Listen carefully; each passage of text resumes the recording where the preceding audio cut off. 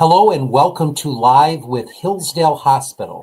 Today is Thursday, March 17th, and we're here to keep all of you, our patients, our families, our neighbors, and our friends up to date on what's happening in healthcare around Hillsdale County, but also around the state of Michigan and now around the nation, as we have some special guests on our program today. We're going to be talking a little bit about what's the challenge we face right now with Medicaid and some other issues and concerns we're tackling.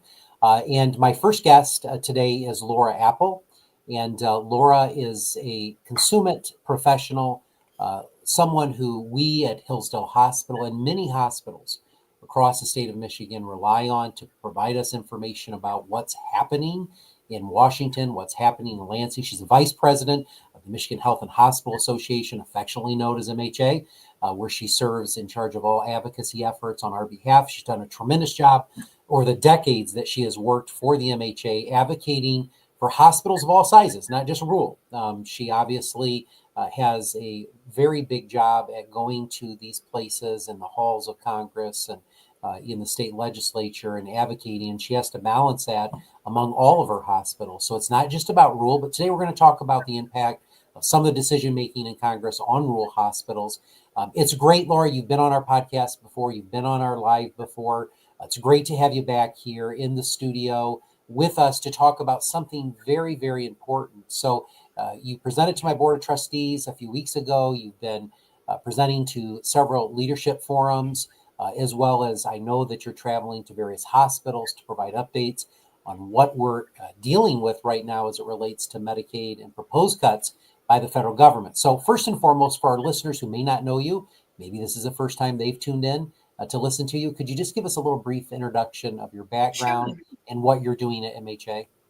Right, absolutely. Thank you so much, JJ, and thank you for having me back. And your staff is just terrific to assist on making this a seamless experience. So yes, I'm the executive vice president at the Michigan Health and Hospital Association, responsible for our public policy. And that means advocacy, which means lobbying. It means communicating with our members and to the outside world. We try and figure out what the rules and regulations mean for our hospitals at the local, federal, and state level. And I am part of the team that worries about hospital finance. So all of those things are divisions that are my responsibility, but I would err if I didn't comment about the people that are doing that work in those divisions. They're fantastic. They're amazingly hardworking. You know, our finance lead, our advocacy leads, everybody just is working very hard at protecting and defending Medicaid at this crucial time. And JJ, if I could, if you'll indulge me for just a moment, Sure. We've had conversations before. You asked me, like, what is your why? Why do you do this work? And I talked about just being raised in a way that, you're expected to be helpful to other people and it's part of your faith and all of those kinds of things. And I was thinking about, explaining a topic that we'll get into more on, the vulnerable and populations who deserve Medicaid coverage. Mm-hmm. And when I was a staffer in the Michigan House of Representatives, people who were uninsured and had huge debt, like $100,000 to a hospital for their care, would contact their lawmaker. And then that question would come to me and they would say, can I get eligible for Medicaid? And the answer was almost in those situations, if they were eligible, they already would have been. And the answer was often no. Or you can get eligibility for Medicaid after you spend down $3,000 this month, which was more than their income. Right. And people cry. Yeah. People cry because it is just heart-wrenching to be told there is no help. Yeah. You are ill, you have thousands of dollars in debt, and there's really no way there to help you. Yeah. And I don't know who that deserving person is right now today. It could be someone who seems like an able-bodied adult today, but we don't know what happens when they get you get a scan and someone says, by the way, you have esophageal cancer, you have thyroid cancer, we found this, you need to be taken care of. And anyway, I just wanted to share that that's my why. I Yeah. don't think we ever need to put people in that position if we can help it. I agree, Laura, and you have been a tremendous advocate when it comes to advocating for our patients across Michigan. And a little bit of history, though, if you could. Michigan expanded Medicaid. In Hmm. fact, the state senator leader at the time, who actually represented the district in Hillsdale, was Hmm. one of our biggest voices and champion for Medicaid expansion because Hmm. he understood, as a Republican, he understood the critical nature of healthcare and providing healthcare to the most vulnerable in our community. And I think it's important to note that with that expansion, additional lives were covered in Hmm. Michigan. And I know this isn't a script or anything, so I'm going to put you on the spot. How many total participants on Medicaid in Michigan, roughly? We have roughly 25% of Michiganders are covered with Medicaid for their health insurance. Um, the percentages are larger among children, and Medicaid is the by far the largest payer for nursing home services, and it is the largest payer for labor and delivery services. I'd also mention that even though it's 25% across Michigan, there are many rural counties in particular where that number is 30% or even a bit higher. So one Right, third of the folks in the county might actually need Medicaid for their assistance. right. So Medicaid expanded. We're dealing with an issue now, post expansion, where the House of Representatives, the Senate, have made some determinations. And since you were last Hmm. on Hmm. our opportunity to talk to our community, you shared with us at that time that it had not passed the second body Right. legislature yet, and that has occurred. Give us an update on what's happened since then, Sure. and where are we at today with the issue? Where do we stand as it relates to Medicaid? Right.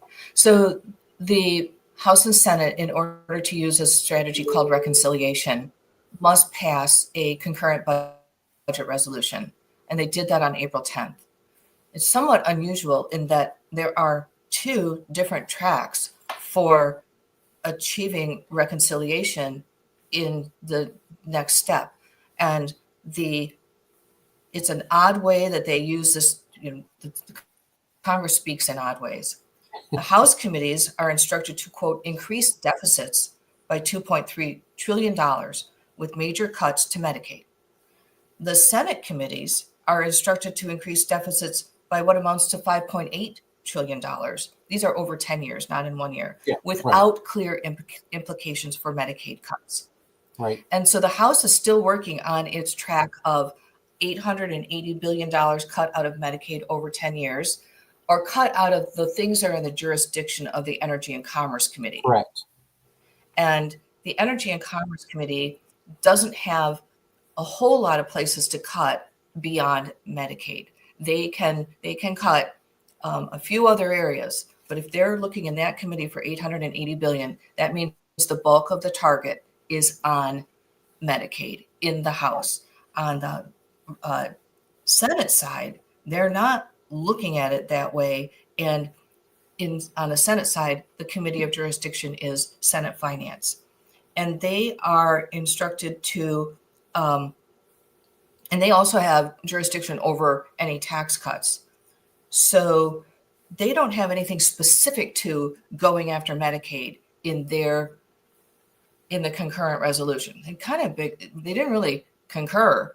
They gave Mhm. instructions, separate instructions to each chamber, and that's what we're working on now. But it gives us an opening because they have to eventually reconcile those two chambers.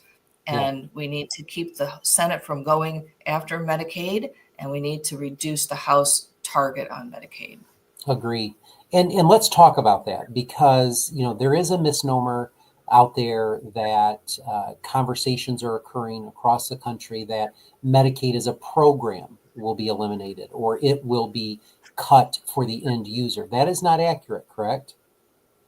So there's a pledge on, among pretty much everybody who speaks about this issue, that we're not going to go after anybody who's a beneficiary. We're not going to go after benefits. We're not going to go after coverage for vulnerable people. Yeah, Well, first of all, that leaves out leaves the question of who will we consider vulnerable. Mhm. And second of all, as you and I have talked before, telling people they have benefits and then cutting the funding for the folks who need to provide those services, those benefits, doesn't add up. You can't promise somebody to have the quote benefit and then stop funding the people who provide those services. Cutting funding equals cutting access to care. There's just no way around it. Absolutely. And Laura, so let's focus on, the end user, the Medicaid recipient will still have their Medicaid card. What we're talking about is these cuts will come on the back of hospitals and providers. There's no way around it. The program itself will exist. However, the reimbursement to hospitals and to providers will be drastically cut because you cannot, as to your point, get to $880 billion without cuts to that program. And those cuts are going to come to us. Now, you're talking about in communities across this country where Medicaid doesn't even cover the cost of delivering the service in many states. There are some states who've been fortunate enough to use provider tax and some other things, which we're not going to get into all of that, and some upper limits and all of those things. However, at the end of the day, generally speaking, Medicaid in those communities are not covering the cost to deliver those services with the rise of labor, with the rise now of production of material, pharmaceuticals, and the list goes on and on. It's even going to become even a greater disparity between the two. So my question to you is, all right, who takes that responsibility? I would assume you're going to agree with me that it comes to me and to our providers. What happens in that case? Mm-hmm. Yeah. So first, I want to concur with what you said about Medicaid rates not covering the cost of care. In Michigan, Medicaid rates for hospitals haven't changed since 2001. So we're 24 years, 24 years into essentially the same rate structure that we've had all along. We are lucky that the state of Michigan recognized there were additional ways to come up with the necessary federal match to support our Medicaid program as it both grew in cost and coverage. And we have successfully done that. That's what's kept us able to deliver the services across to everyone that hospitals are able to do.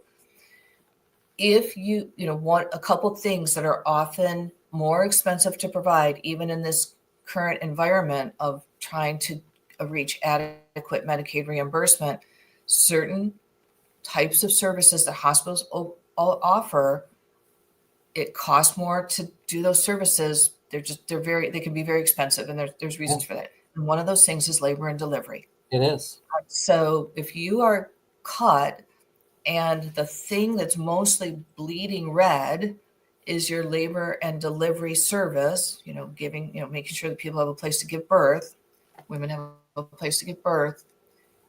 At some point it becomes like, do I cut off this particular service or do I endanger the whole hospital? And when labor and delivery services close, or burn units close, or inpatient psychiatric care for people with serious mental illness close, and you're not going to say, oh, you have the Medicaid card in your pocket. I can only serve people here who have their employer-based card in their pocket. Right. When it closes for everybody. Everyone. Yeah. Taking something offline, it destroys access to care for everyone. And Sure and does. I'm just kind of very, very troubled by the idea that we would put anybody in a position where they have to consider closing their opportunity for women to give birth.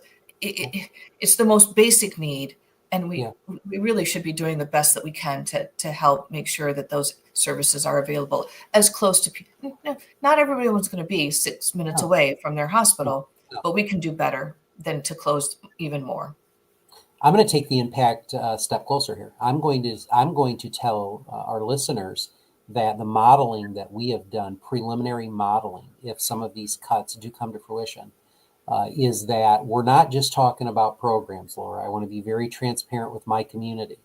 When we talk about $6 to $11 million in cuts in reimbursement to a program that we're already struggling with in a high population rural community where the majority of our payers is the government, 70% in Hillsdale County of Medicaid, Medicare combined, we're not talking about just laying off a few people and stop ordering paper clips and maybe get rid of this one program. We're talking about major impact to healthcare services along every continuum at the hospital, including but not limited to.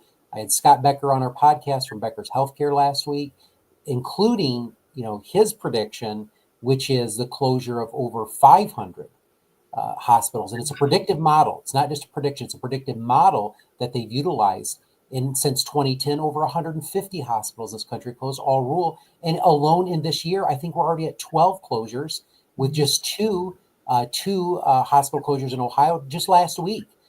The reality of it is we're talking about cuts that go so deep to the bone that they will shutter not only programs, but hospitals.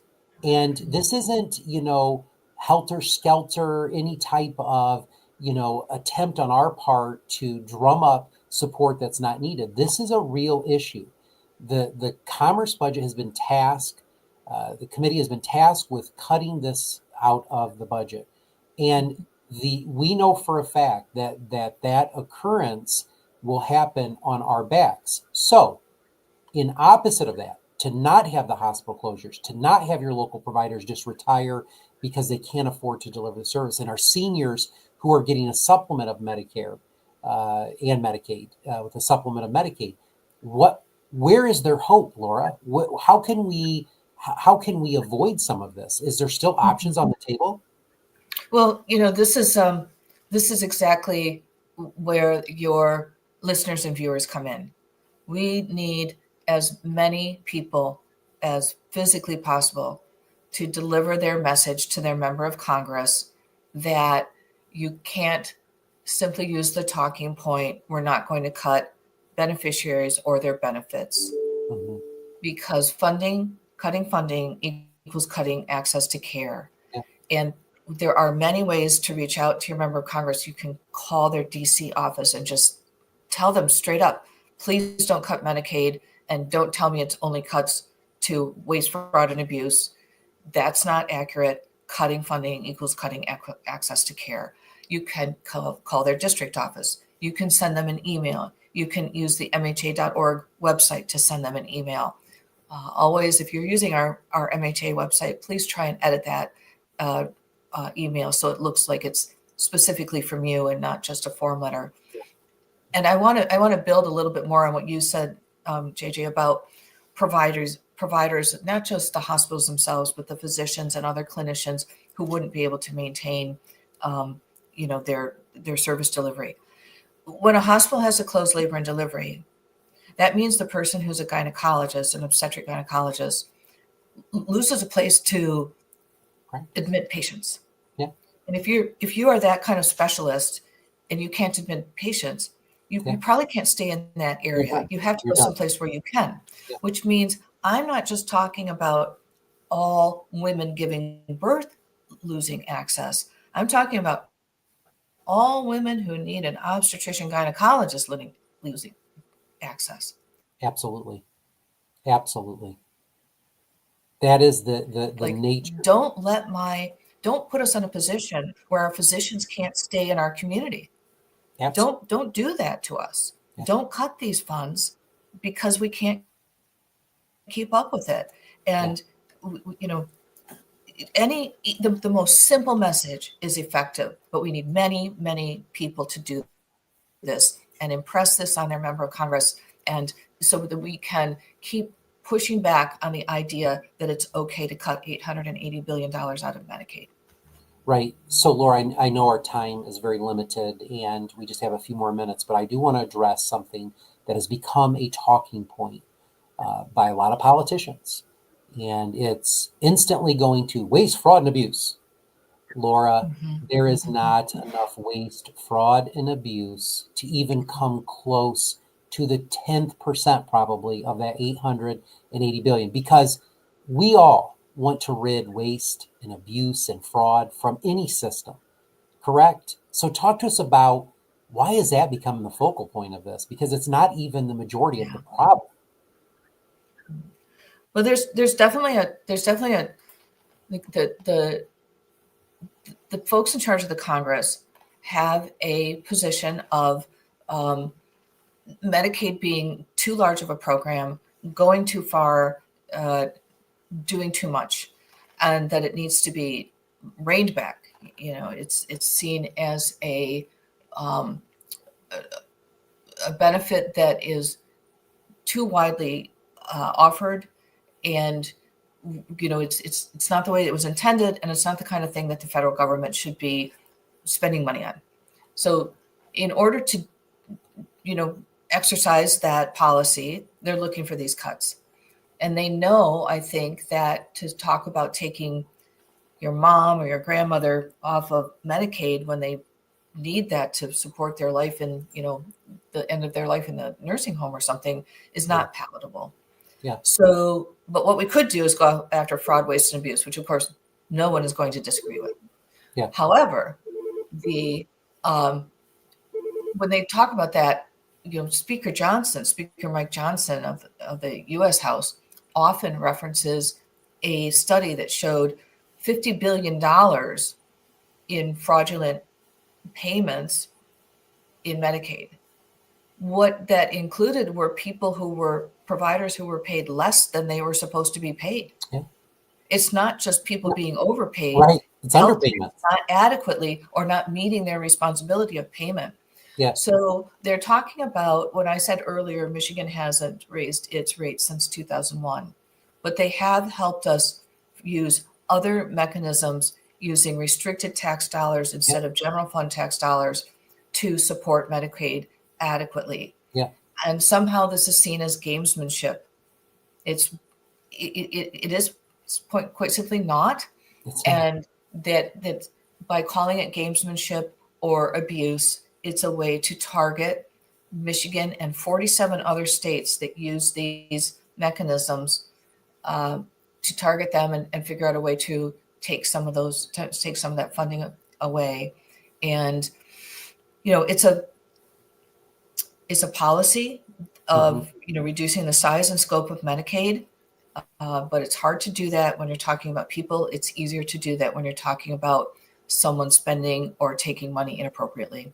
Yeah, absolutely, Laura. All right, last question. And we could spend an hour talking about this because I'm just getting started. But that'll be for a later day. So what can our listeners expect next? What can we as engaged community members expect to happen?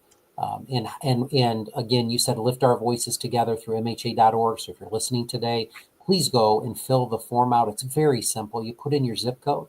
It aligns it with whoever your representative and your senator is of that respective area, and it will send a form letter. You do have the option on that website through MHA to put in your own little message if you want and retool that, or you can just simply have your name signed and it gets forwarded to those offices. I'm here to tell you, and Laura's got 3 decades of government experience. I'm here to tell you that if they don't hear from you, they're going to assume all is well.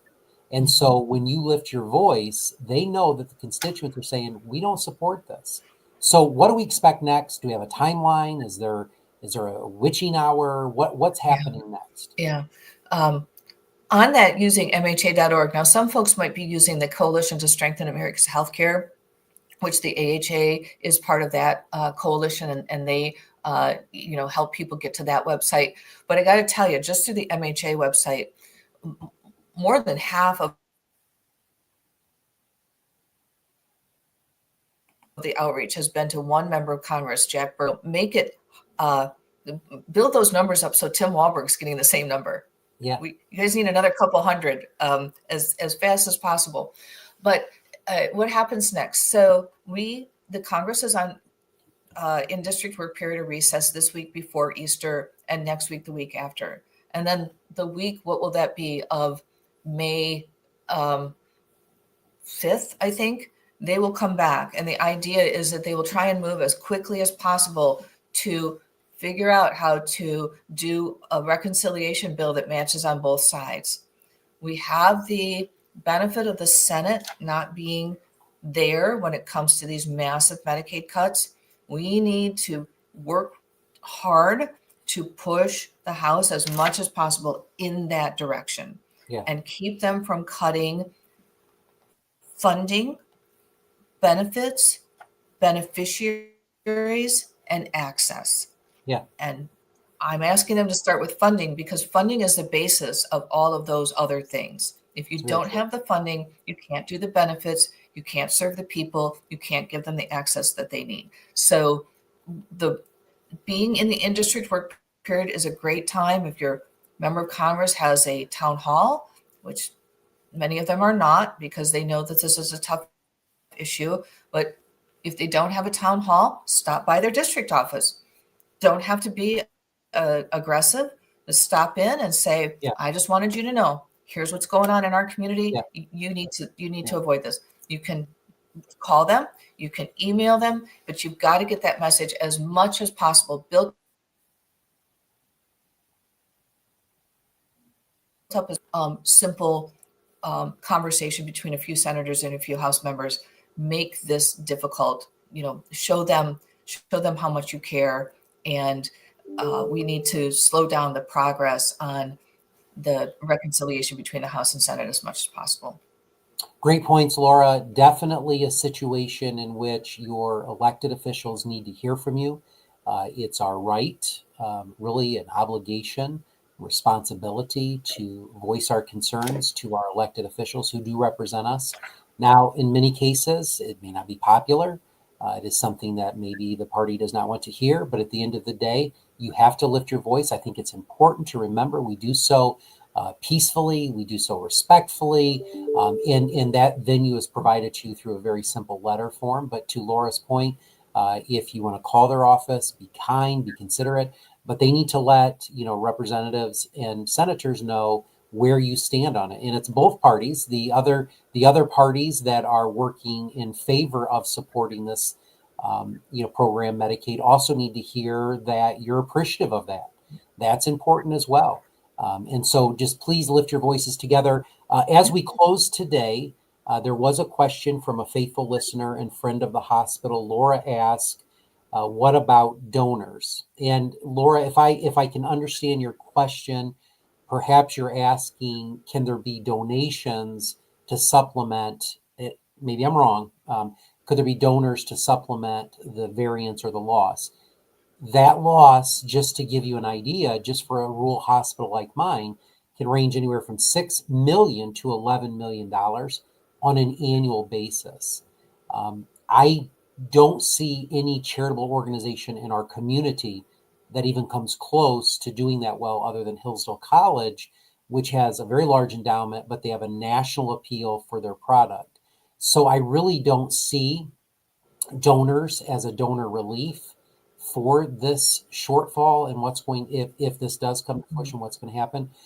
But I'm going to plug in as well. We'll always take a donor that wants to make a donation, and we'll always receive them here at Hillsdale Hospital. And we're a 501c3 Right. charitable organization. So if you want to make a donation specific to a program, we'd be more than glad to receive that. But to resolve this issue, absolutely not. Yeah. If I could just, yeah, I see it in the screen. I see it on the screen. Yeah, I don't think we can push off that level of support to individuals in their community. It's, healthcare is dear because there are so many requirements. For example, most places need 3 obstetricians to cover their birthing unit. And they don't have that many births because rural areas have lower populations, and unfortunately in many rural areas are shrinking. Yeah. So your population is getting smaller while your costs at least stay the same, if not rise. Right. And to say, well, okay, we'll just make that up all locally or within our state. Not possible. Very, very difficult to do that with, contributions. And, I am all for philanthropy. I don't do enough myself. I took a look at what we did last year and I thought, we really got to push it up. Yeah. But I could give you all of my charitable donations from last year, JJ, just to Hillsdale Hospital. And you'd be like, thanks, Laura. Now I can stay open like one more week. Yeah, truly. Or yeah, I mean, a couple days, a couple days. Yeah, exactly. So, we all contribute. We all contribute our tax dollars to do those things that need to be done. And that means fix roads. It means, regulate things like food and pharmaceutical safety. It means taking care of people who need help, because you don't know what day you're going to be the one who needs help. So we all throw in, Right. and we all hope we're never the ones that need it. And Yeah. we're all glad that it's there when we do. So Absolutely. I really appreciate Laura Ward's question, Yeah. because I think it's very appropriate to think about how can we help individually, but I just don't want to make it sound like a rural community or a rural county can simply make up what Yeah. support they need. Yeah, and even shifting that to the state, you're talking about some of the models we looked at, it's $1 billion. I don't think the state budget, you've been around in the state government longer than I have, Laura.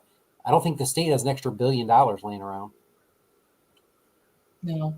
And, the state's general fund has improved pretty significantly with the federal support that we had during the pandemic. But most of that funding is over. And I just have to, because you gave me the opening, JJ, I have to use my favorite factoid.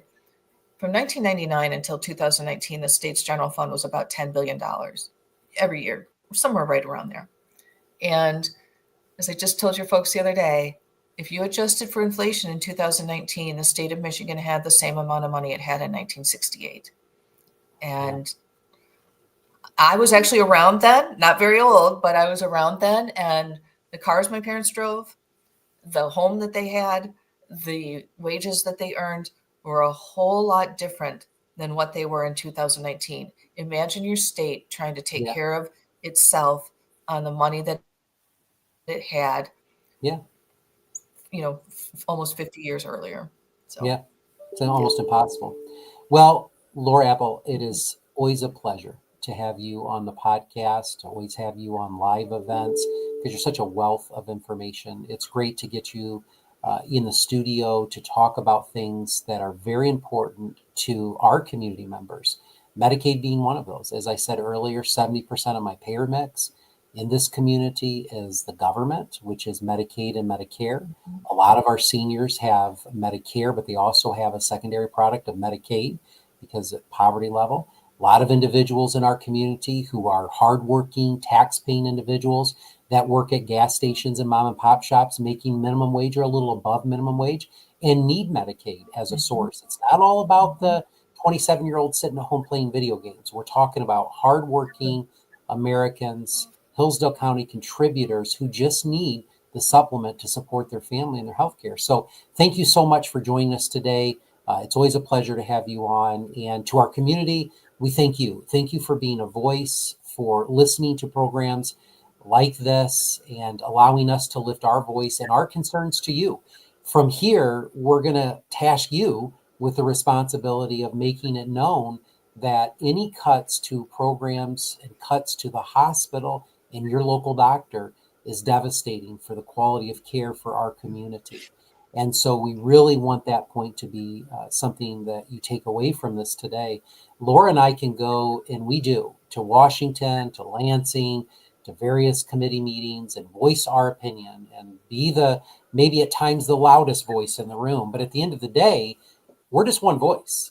And we need you to come along this journey with us to lift your voice peacefully, kindly, with due respect, and let those who we have elected to represent us in our community know that this would be devastating for the hospital and for the physicians, but ultimately, because it's devastating for us, closure of programs means it's devastating for the patients because they will not receive the care that they need local and risk even life if they can't get to a facility, emergency department or otherwise, to get the services they need during a life-threatening situation. This is what we're talking about. These are real situations. And we know we have the historical data to prove that these hospital closures that have occurred across the country have resulted in economic downslides in those respective communities, as well as healthcare outcomes that are much worse. We cannot afford that in rural America any longer. So thank you very much for joining us today. If you want to connect with us more, you can visit us at hillsdalehospital.com/live. There you can nominate a hospital staff member for our patient care award, support our capital fundraising campaign. It's always ongoing, even though we closed it out. Well over $1 million. Congratulations to our community for their support. Thank you for your support for that. But you also can continue to give to other worthwhile projects. Perhaps you want to work at an award-winning hospital. This is it. USA News has reported us as top workplace in America. We are top nursing home by U.S. News and World Report, 9 consecutive years, and the list goes on and on of the great awards and accolades that we've received as a community hospital. But we'd love to have you join the team. So please consider joining us. You can go to hillsdalehospital.com. Under the careers tab, you can find all the jobs available. I think there's 40 available today. Please make it known that you want to join a great team, and we're going to be right there with you to support you through education, training, and those types of things. If you want to volunteer, this is a great place to do that as well. We have a great volunteer program through our auxiliary, as well as student volunteer program, and the list goes on. You can find that at hillsdalehospital.com. And then every week, of course, we're on the radio at Buzz 1025, 92.1 WCSR, as well as our weekly podcast. So wherever you subscribe to get your podcast, make sure that you subscribe to Rural Health Today, ruralhealthtoday.com. Our new podcast, which features guests from across the country. We had some exciting guests on. We'd love to be able to have you tune into that, subscribe wherever you get your podcast. And then every week or every other week, we try to bring you reports like this to keep you up to date on what's happening right here in Hillsdale County. So until we see you again somewhere, whether the radio or the television, stay safe, stay healthy, and stay Hillsdale strong when you choose Hillsdale first. Thanks for joining.